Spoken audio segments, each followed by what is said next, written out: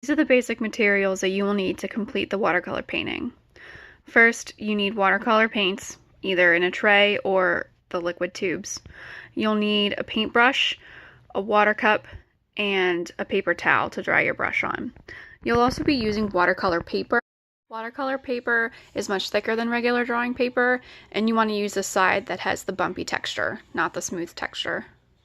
The first watercolor technique is called flat wash, and you're going to start by loading up your brush with a good amount of paint, and there should be about equal parts water, equal part paint on your brush, and you are going to fill in the area with an even color.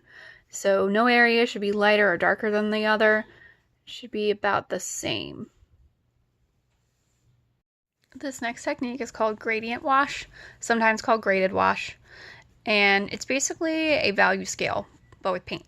So you're gonna charge your brush up with a lot of paint and make one stripe of even color, and rinse your brush with water.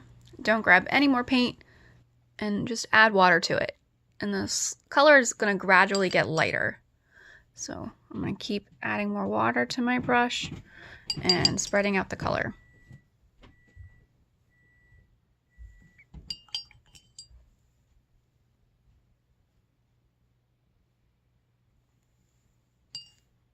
There are two ways to do this wet on wet technique.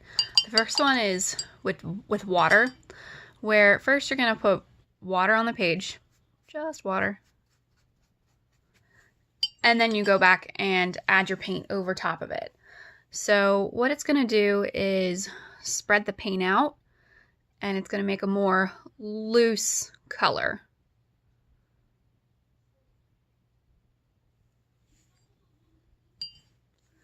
For paint wet on wet, you are going to create a flat wash in one color,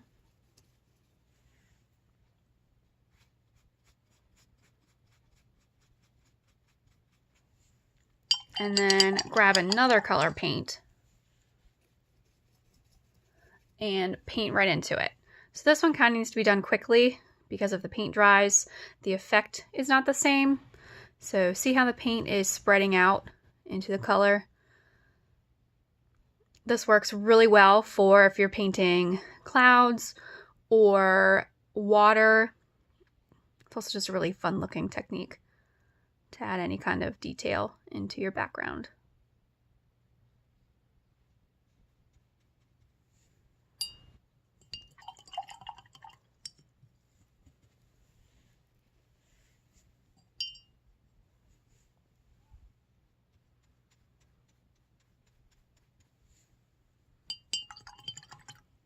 The colors blend very well when you put wet on wet together.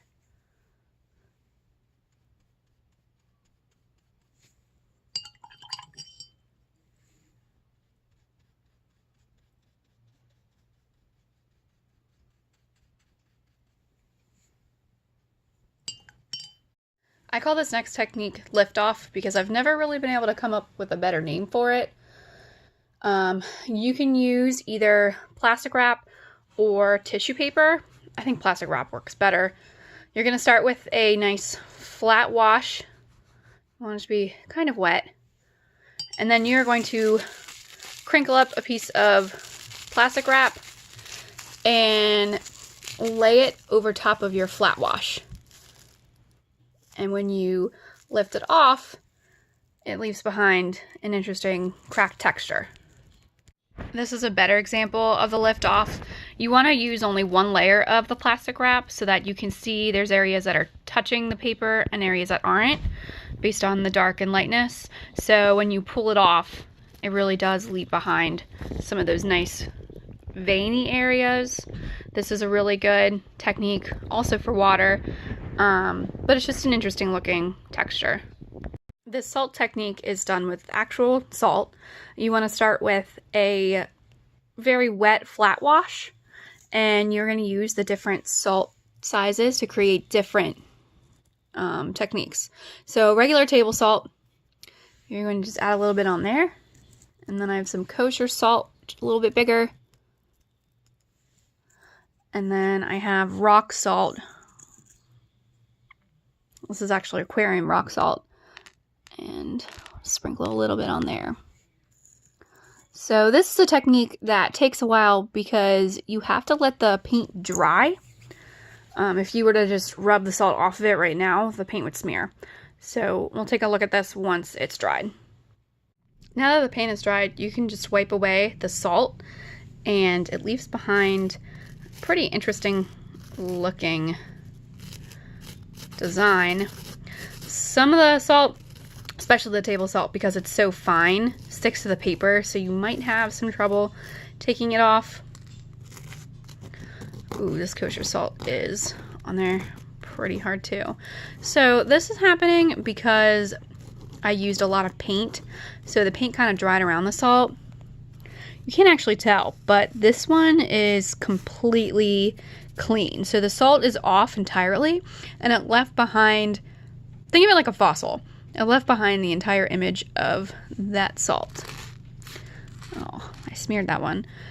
So same thing. So it creates the same image of the salt, and then it kind of looks like how wet on wet made the paint spread, that the salt does the same thing. It pushes the paint away from the salt. So it does the same thing here, but just on a much smaller scale. Wax resist is a really great technique for adding details when you're afraid to paint them on. You can actually draw them on first with either crayon or oil pastel. And then you're going to take a very wet paintbrush and paint over top of the area.